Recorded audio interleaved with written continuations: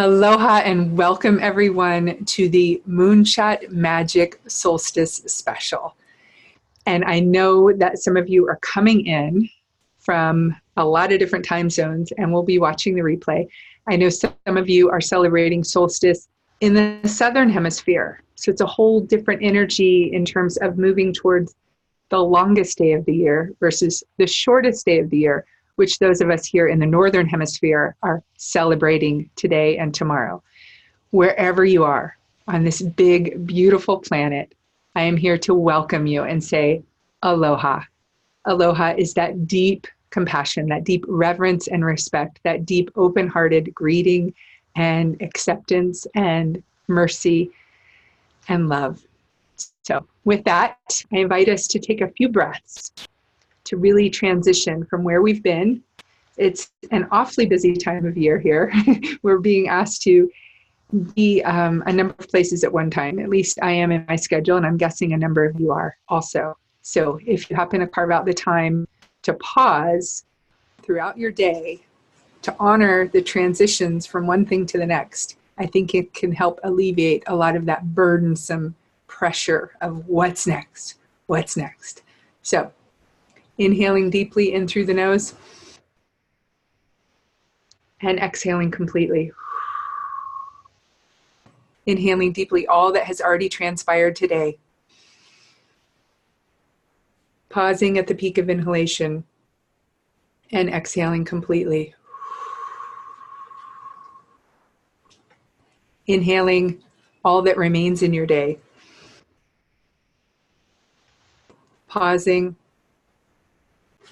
allowing the snow globe of activities to settle, and exhaling, allowing the exhale to be a little bit longer than the inhale. And finally, inhaling in through the nose, allowing the belly to expand, the sweetness of this moment right here, right now. And exhaling completely, releasing what is no longer needed now. Ah, beautiful. Bring your hands together, bring your thumbs to your sternum and bow to this present moment. Allow the head to come to the level of the heart. Allow the energetic combing of all that stuff that's not needed in this moment to just cascade down off of your head, your neck, your shoulders. Shake it out and be here now. Whew. I apologize for any mix-up in time. I was originally going to do this at a different time and then a different time, and there's no better time than now. And with the wonders of modern technology, we can easily press record and send this out later. So your time is just as valuable as mine. Let's dive in. Today, Moonshot Magic Solstice Special. We are going to take time to look at 3 important points and get through these curiosities in a laser love sort of way. And with that, I invite us to look at, how do you define an extraordinary life? What is it that matters most to you? How do you know that you're living an extraordinary life unless you've actually taken some time to contemplate it, consider it, and really, really get familiar with your intentions around it? When I bring this up to people, they say, well, how will I know if I'm living an extraordinary life? And I say, okay, pause. What is your heart's desire? And we can do this in a simple writing prompt where you set the timer for just a few moments and you write out longhand, because longhand connects in with your heart. Whether you're left-handed or right-handed, it does this energetic exchange with your heart's desire. And you let go of any preconceived notions of what other people might think an extraordinary life could look like for you. Again, we're going to do that energetic combing, releasing all of that, and just write it down. So I see some of you joining us. Thank you. I have your screens off and I have you muted because we're recording right now, but feel free to send me a private chat if you need something. There's a way to do that in the drop-down button of Zoom. In the middle, there's a chat bubble and you can say send to me, and I'm happy to reply as needed. So what we're doing first is we're looking at, how do you define an extraordinary life? What do you want? What do you want? What do you want? Sometimes this question can bring a sense of paralysis, a sense of analysis paralysis of, oh my gosh, I don't even know how to answer that. Nobody's asked me that in a really long time. Here's what I know. I can help you get wherever you want to go in life, but you got to know where it is you want to go, because you're driving the bus. You're steering the bus. You're the one with that volition and that will and that determination of what you're doing with your one wild and precious life. There are those of us around you who can conspire tirelessly in your favor. In other words, your support crew, those cheering you on, but you got to know where you're headed. That's that GPS, that sense of knowing. And we know that by tuning in to our heart's desire, to answering the question, what do I want? To really going inward to that inner guidance system and saying, here's what success feels like in my life. I'm going to define it based on my own chosen standards. This is not what is the old saying, the white picket fence with 2.2 kids or something like that and X amount of dollars in the bank. It's about you saying, okay, when I put my head to the pillow tonight, I will know it's been a good day because I gave time and energy into what matters most. What is that what matters most? If we need to widen the lens of perspective, imagine people are at your memorial service and delivering your eulogy. What are they saying about you? What is the legacy you are leaving behind? That's a beautiful invitation to come home to your heart's desire. What matters most? What do I want? What is success based on my own chosen standards? That's step one of living an extraordinary life. In that, it's really about declaring your moonshot. Those of you who know, let me see, where did hang tight. Here she is, Moonshot. Aim high, dive deep, and live an extraordinary life. This is my transformational memoir. She's just emerged into the world this year, and she is reaching the far corners. I'm delighted. I just sent one to Israel, and one went with a friend to New Zealand, and they're all over Canada and the Bronx. I know we have somebody today joining us from Australia. I hope she has my book. I wanted to ask her that. Let it be known that when you declare something, your moonshot, that's something extraordinary that wouldn't otherwise happen, the universe conspires tirelessly in your favor. It is that notion that once you set an intention, the teacher appears, the resources appear, the confusion, the chaos becomes more clear, the path becomes more evident. This is about that level of trust, which those of you who have read Moonshot know that the first distinction of an extraordinary life is trust. Trusting yourself to not abandon yourself. Trusting first, verifying later, as my friend Daniel says. So from this place, we get to really declare that moonshot. And then I felt the need to invite in an element of sweet, succulent surrender. What do I mean by this? I mean, we can have all the intentions, all the goal-setting abilities, all the drive and control. And look at what my fists do. My jaw gets tight. It's like, I want to make this happen. I'm going to declare this moonshot. And then it's like we're at odds with the world. We're striving. We're creating a life of strife. Release the grip. Release the pinch.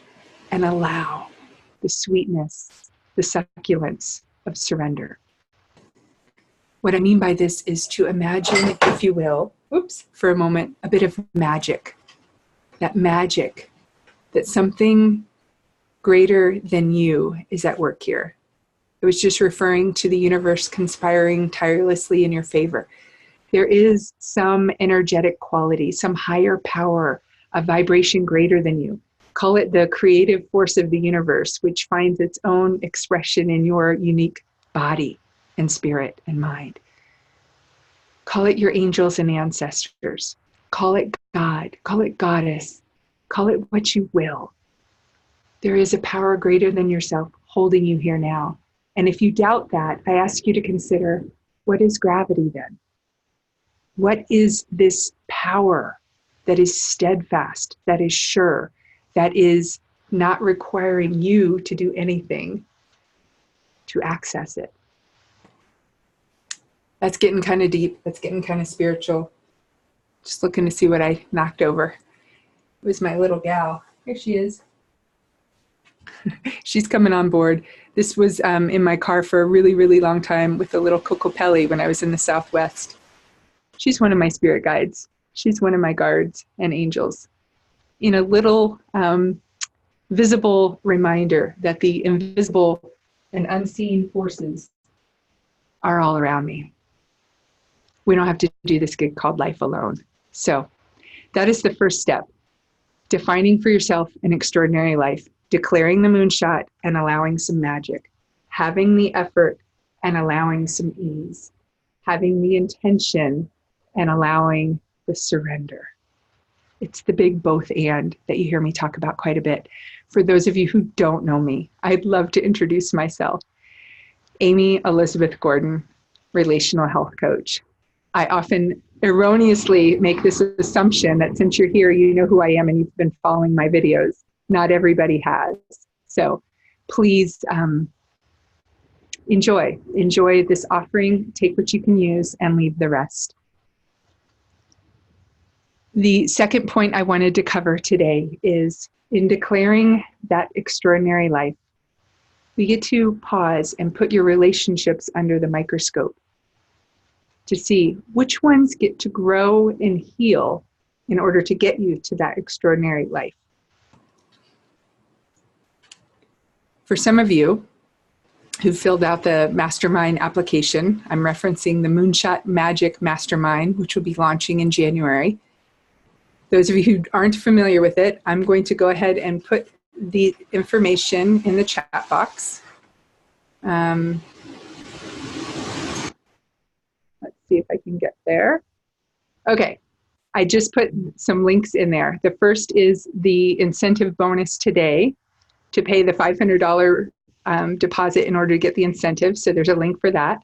There's a link for the Moonshot Magic Playbook, which is my companion guide, my free give, which is a wonderful distillation of the 12 distinctions of an extraordinary life. And I printed it out.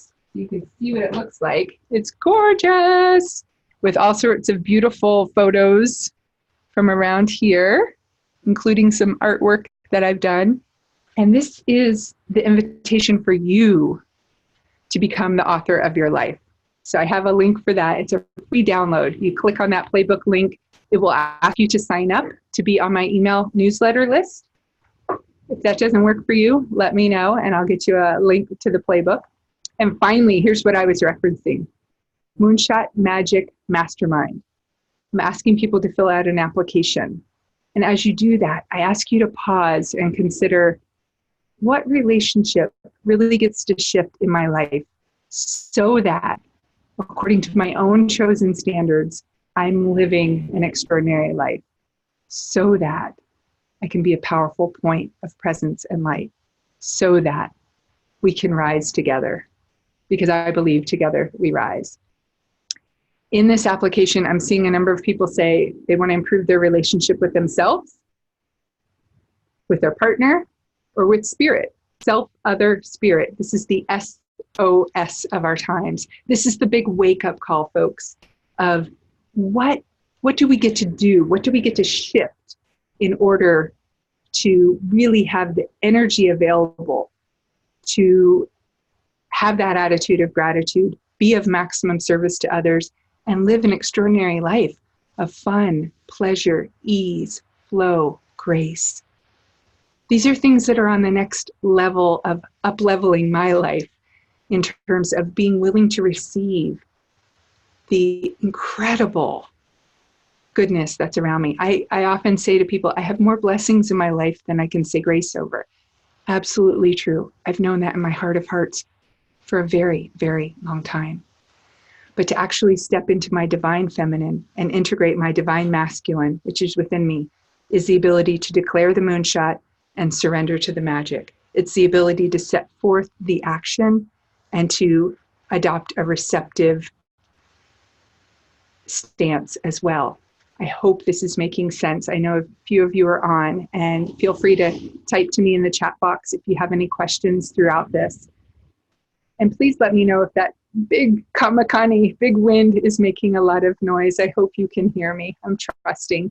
I'm doing this in a bit of a laser love, but we can also be a bit interactive here as well. So feel free to reach out to me.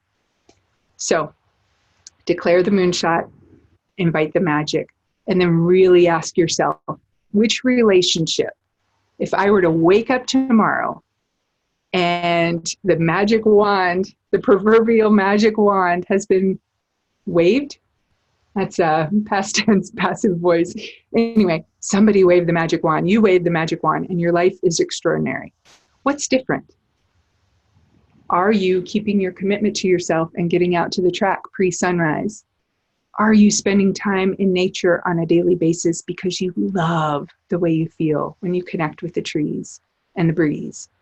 Are you setting conscious connection with your children so that they're not just growing up and growing out of your life in a fast-paced environment, in the dominant culture of hustle and bustle and chronic busyness? You actually take time to have some one-on-one time with one child, one-on-one time with the other, time together as an ohana, as a family.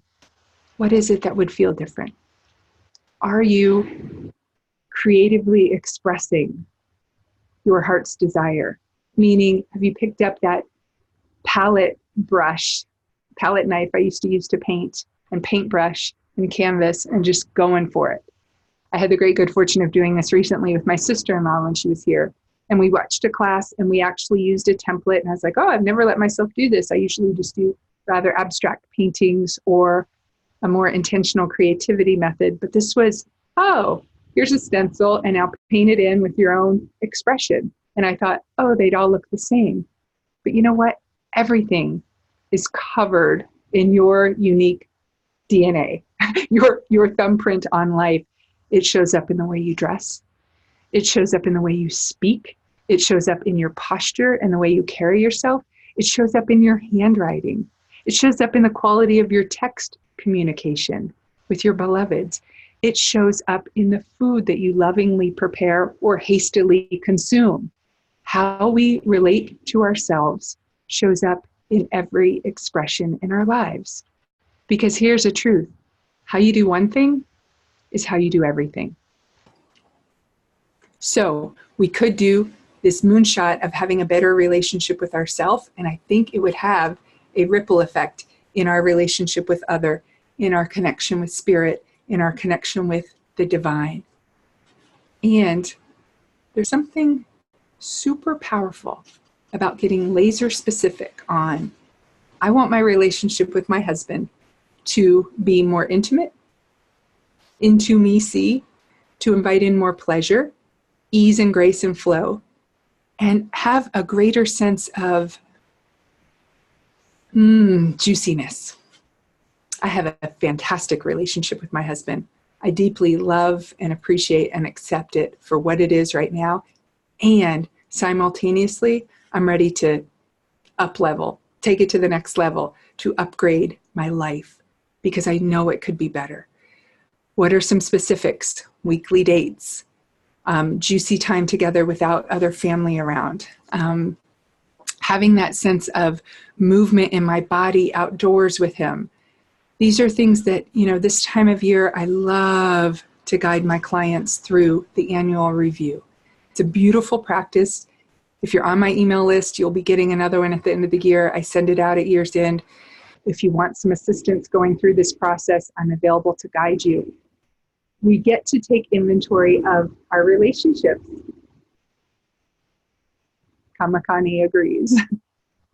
Because if we don't, just like our pantry, if we don't inventory it, the stuff in the back might be infested with ants or boll weevils, or it might have expired, or the stuff in our refrigerator The leftovers from last week may need to hit the compost. The inventory of our business, we need to check to see, what needs restocking, what needs some attention. The same with our relationships. My relationship with myself around physical activity, I get to fine tune that because, personal example here, I had a calf injury, pulled my calf muscle while training for a half marathon in October. The plan was to run on November 7th, and I wasn't able to do that. So finally started physical therapy. Where are we? December 20th. Instead of beating up on myself, I say, I'm grateful. I'm grateful that Mana Physical Therapy finally has an opening and I can fit it in my schedule and carve out the time and the energetic exchange to invest my resources in something that will then invest in me. Relationship with self is a lot about self-care. And I think oftentimes what I hear over and over again from men and women alike is this chronic over-giving, a depletion of sorts. And I heard Gretchen Rubin actually say this morning. She's written a lot, documented, researched, written about happiness, her happiness project. And she said, what if overgiving is really an indicator, a sign of neediness? Boom, mic drop. Here's my mic. I won't drop it though. Boom, mic drop. What if overgiving is a sign of neediness? Ponder that for a moment, folks. And if that is true, what is it that we're needing? That's my invitation to you as we're going in during this time of year where we may be more tired because the pendulum in the natural rhythm of things is swinging. If you're in the Northern Hemisphere, we're facing the shortest day of the year. And then we swing back. For in the Southern Hemisphere, things are really, really big. It is so funny. I wanted to show you Mana Physical Therapy was just calling me on the phone. It was vibrating over here. Momentary distraction. Yes, I was talking about you. To be able to recognize as the pendulum swings, we're in transition. How do we take extra good care of ourselves? My beloved friend Mary, my wise sister, reminded me the biggest ritual around solstice, be it winter solstice or summer solstice, is to nap, to unplug, to let go of doing and relax and release into your being. And so as we do that, we get to explore, wow, this is an area of my life that needs some tune-up. So what relationship gets to grow and heal in order to get you to that extraordinary life? Talked a little bit about relationship with self, relationship with other, carving out that date time, carving out that quality time, looking at what are your love languages, relationship with spirit, the daily contemplative practice, the ability to pause, do some conscious breath work, some yogic stretching, some meditation, some natural great beauty, to give and receive the energy that's all around us as an ebb and flow, come and go, here and now. Finally today, I want to offer up, what does it look like? How do you embrace a heart-centric mindset? I had to look at my word that I put there, heart-centric mindset. What do I mean by this? I mean that I believe we are all starting to realize that this is what we thought was command central, the thinking, the neurons firing, the ability of the amygdala to fire in response, and all of this neuroscience, neuropsychology supporting the inner workings of the brain. Yes. And let's look at the heart math research. Let's look at the way things feel. Let's look at the fact that the heart has a greater magnetic resonance and communicates well beyond words. Let's drop into a heart-centric perspective. If you're on this call, if you're listening to this recording, my guess is this lands. This resonates with you. That you are able to dwell momentarily even in this heart environment beyond the thinking mind, beyond the analysis paralysis of what's next, and to just be here now. So I invite us to do this. And how we do this is through what I lovingly call the arc of connection. Again, I'm going to refer you back to the Moonshot Magic Playbook. All of this is in there. I'm going to make another cut and paste of that and put it in the chat for those of you who've just joined. Technology. Moonshot Magic Playbook. I talk about the arc of connection in there. I believe that we all have sovereignty. And the more we can recognize that, the more we can adopt and establish the practices of self-care, step into the realm of excellence, of how we do one thing is how we do everything. Be the queen of our world. For you men out there, be the king of your kingdom. To step into self-sovereignty, to have that ability to recognize we still need each other. It's the big both and. Yes, I am 100% responsible here, and we are interdependent. My life is dependent on yours. Your life is dependent on mine. It's very much a predominant view here in Hawaii. I embrace that idea wholeheartedly. And in doing that, we get to have that bridge of connection, the arc of connection. And we do that through the acronym ARC: addictions recovery, relational healing, and contemplative practice. And I'm just going to take a few moments, a few breaths with each of those bigger concepts to introduce them here, to remind those of you who already are living a heart-centric life, which of these gets your attention today? You may immediately discount, I don't have any addictions. Nope, no problem. No problem drinking, no problem drugging, no problem with work, no problem with internet or texting or anything that is causing negative consequences in my life with continued use. Classical definition of addiction. A more somatic or embodied definition of addiction is anything that robs you of the present moment. And I say anything that robs your soul of the beauty of the present moment is an addiction. Here's what I know. I've been in recovery from alcoholism for over 25 years now. Grateful beyond measure. And addiction is like a river. It's like a currency, and it shows up in different aspects of my life. Right now, I'm really, really hyper aware of this beautiful tool. This is my work in a lot of ways. And I was at a Solstice party this morning, hiding out in the corner on my phone. And I was like, oh, hello, workaholism.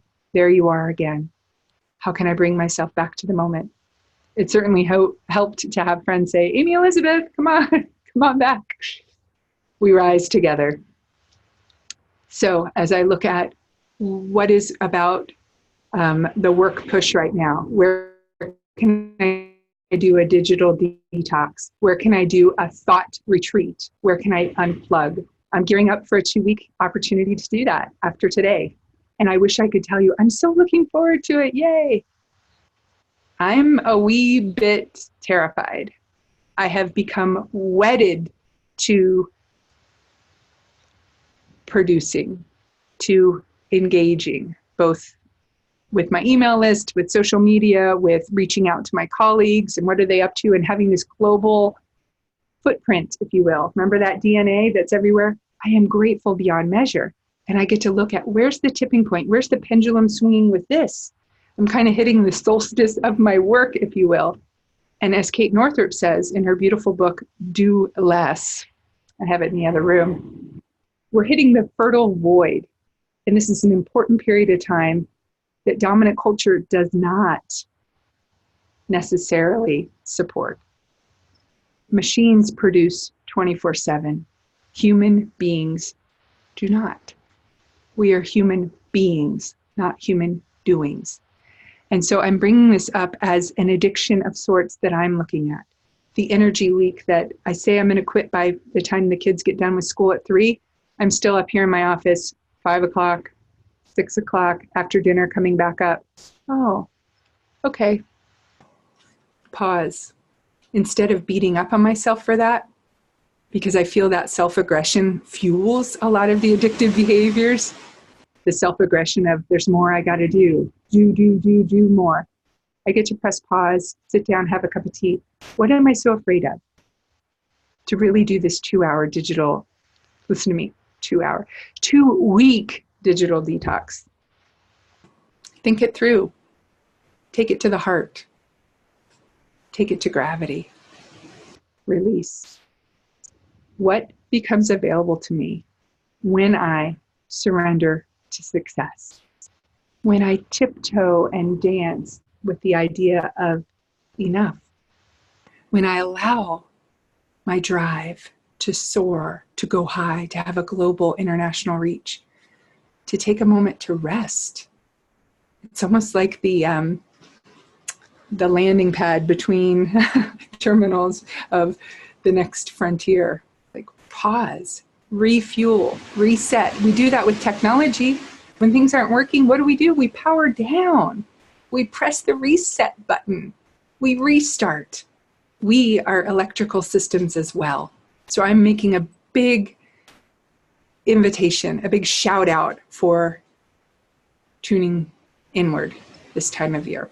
And again, Northern Hemisphere. I know in the Southern, it's the expression, it's the full aliveness. There's fertile void in the moments between there too. Pay attention, pay attention, pay attention. Addiction recovery. Close the exits. Come back. The R is relational healing. This starts by paying attention to the story you tell yourself about your life. What matters most?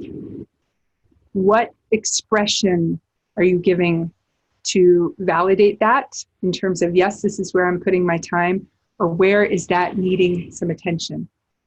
Relational healing is my area of expertise. It's my zone of genius. It's the realm of mastery that I continue to learn in my own relationships on a daily basis, and I help clients.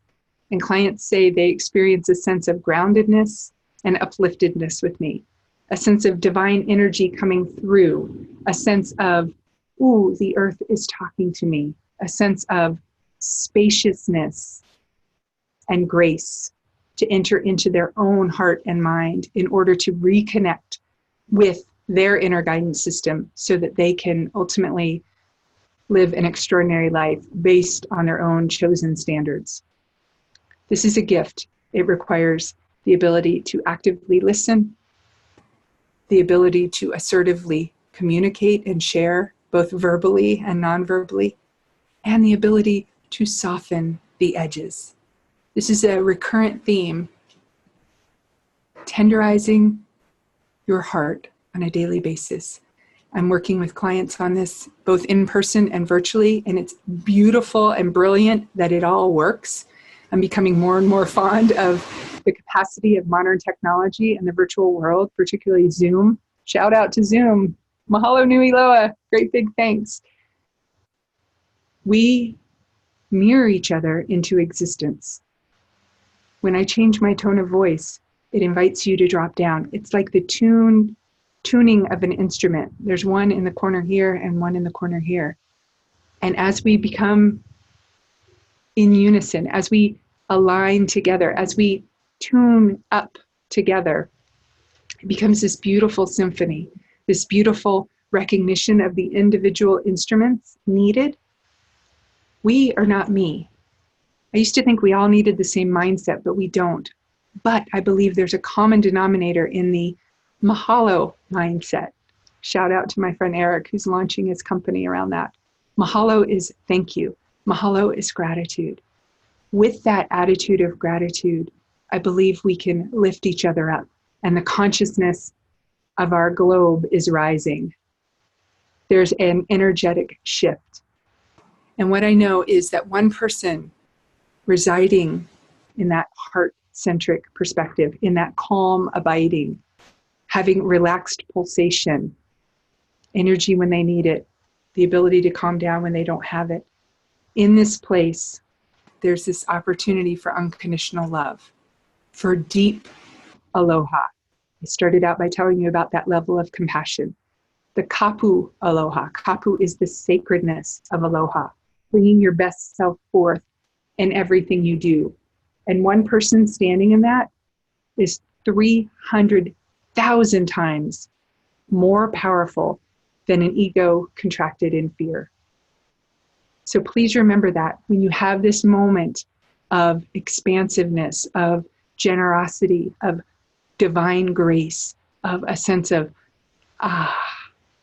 when you've released the pinch, when you've tenderized your heart, know how very, very powerful you are. Not only is the quality of your own life going up, it's having a ripple effect in uplifting the world. That's the essence of the relational healing. The C in the arc of connection is contemplative practice. And that, my dear, is where I'd like us to wrap up today, which is looking at what is one simple contemplative practice that we can do in order to step into command central of our nervous system, in order to release the drama, the trauma, the chronic hustle and bustle, as Brene Brown, the status symbol of exhaustion. We don't greet each other at a party and say, I'm so tired, I had to sleep in. No. This time of year, a lot of people are tired, hence the need for the nap as an indicator of recharge. What I know is that when we can share our successes and approach it through I went to a party this morning and I said, yeah, I didn't go paddling because I was home making love to my husband. A number of the women were like, they didn't want to hear it. And I was like, there's still that pinch, there's still that contraction. But when we say, yes, this part of my life is working, when we adopt an attitude of aloha and thank you, the kapu aloha and the mahalo mindset, we shift from the pila kia, which is the Hawaiian word for trauma and drama and trouble of any kind. In every moment, we have a choice which one we're going to energetically fuel. And this is not to shame, blame, or criticize you for those moments where you are caught up and spinning out. I was there momentarily a few hours ago, and I had the great good fortune of picking up the phone, talking to a friend, and doing this practice that I'm going to introduce to you right now, which is called alternate nostril breathing. Those of you who know this, great, go ahead and start. Those of you who don't, I'm going to give you a brief introduction to it now. I invite you to look up my videos on it. I invite you to look up Kundalini yoga videos on it. There's a veritable plethora. It's one of my favorite phrases, veritable plethora. There's all sorts of information out there on the internet, and it will support you in whatever mindset you adopt. Why not adopt the Mahalo mindset? Why not adopt the attitude of gratitude? Why not step into command central of your nervous system? So let's do this together. Alternate nostril breathing is allowing the right nostril and the left nostril to bring in the energy, to bring in the air. Briefly, the left nostril is our calming channel. The right nostril is our energizing channel. And when we activate both, we are getting to that place that I like to refer to as calm, abiding, relaxed pulsation, balanced energy, where we have energy when we need it, and we have the ability to calm down when we want to. So before going into it, if you're up at night and you want to get back to sleep, block off the right nostril and breathe in and out through the left. If you're sitting in a business meeting, it's 3 o'clock slump, you got to get through the meeting and be alert to drive home, close off the left, breathe in and out through the right. Do this a minute, 3 minutes, up to 5 minutes, and feel yourself shift. Alternate nostril breathing is bringing in both of those. So you start by putting your right thumb, this is how I do it anyway, right thumb to the right nostril. And I am aware it may look mirror here. Block it off, inhale through the left, pause, block off the left nostril, exhale through the right. Inhale through the right. Pause. Exhale through the left. The key is to always inhale on the same side as the exhale. Inhale. Pause. Exhale. Inhale. Pause. Exhale. I'm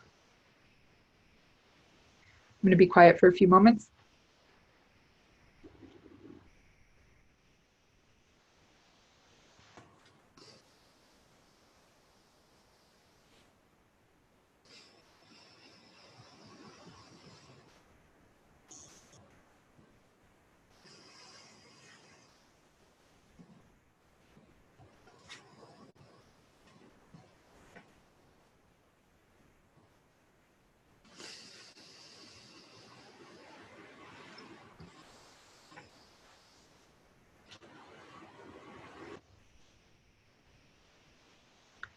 And finally, releasing the hand, inhaling fully through both nostrils.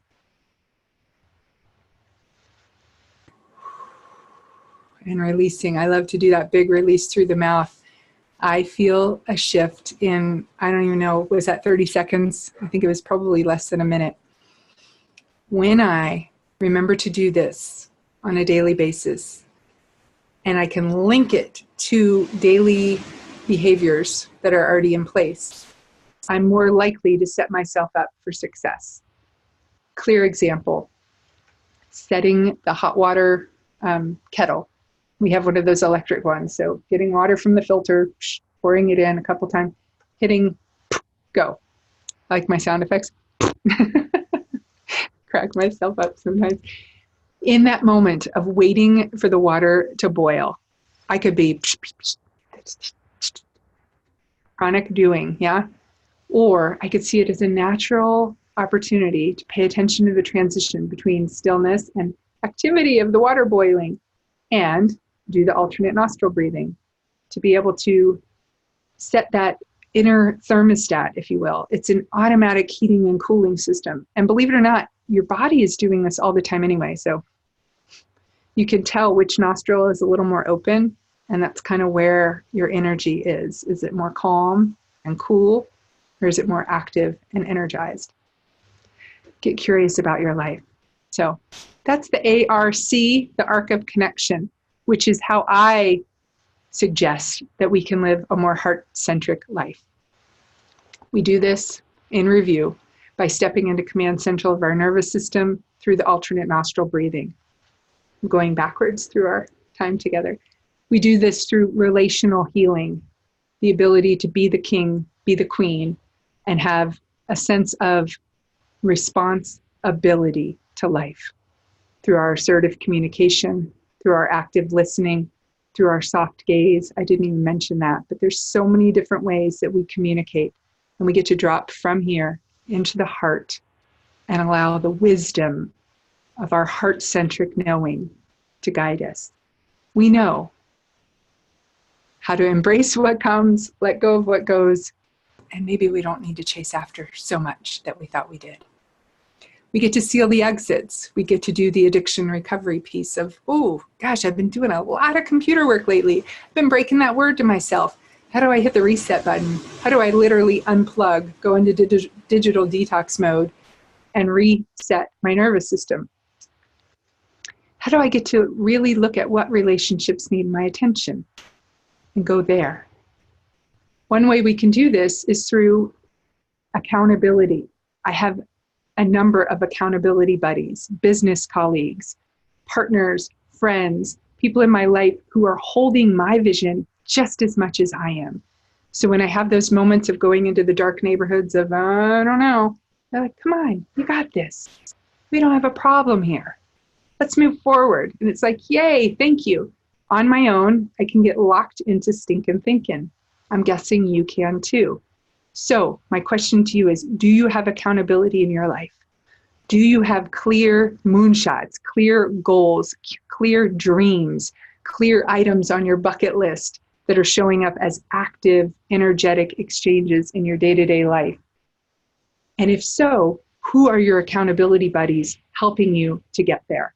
If you don't have that, all the more reason to follow up with Moonshot Magic Mastermind, which is my year-long offering. It is a incredibly unique opportunity to get one-on-one access coaching with me, the sense of accountability, inspiration, and up-leveling, upgrading, lifting with each other in a group setting, and to be able to have that sense of following the rhythms of the moon.